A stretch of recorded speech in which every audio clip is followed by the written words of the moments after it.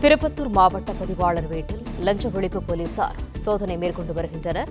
கூடுதல் தகவல்களை தருகிறார் எமது செய்தியாளர் ரியாஸ் அகமது. வணக்கம் ரியாஸ், விவரங்கள் என்ன?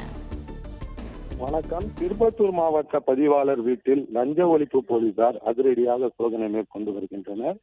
மதுரவாயல் அடுத்த நூம்பல் பகுதியில் உள்ள திருப்பத்தூர் மாவட்ட பதிவாளர் செந்தூரபாண்டியன் வீட்டில் காஞ்சிபுரம் டிஎஸ்பி தலைமையில் சுமார் 10க்கும் மேற்பட்ட அதிகாரிகள் சோதனை மேற்கொண்டு வருகின்றனர்.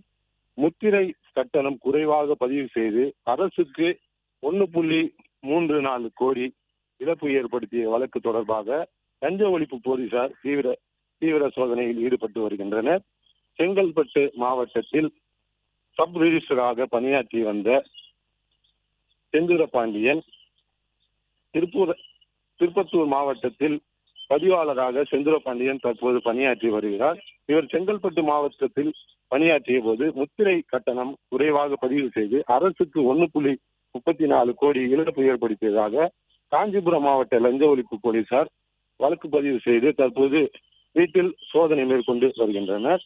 மாவட்ட பதிவாளர் செந்தூரபாண்டியன், அவரது மனைவி இருவரும் வீட்டில் இல்லாத நிலையில் அவரது உறவினர்கள் முன்னிலையில் சோதனையானது நடைபெற்று வருகிறது.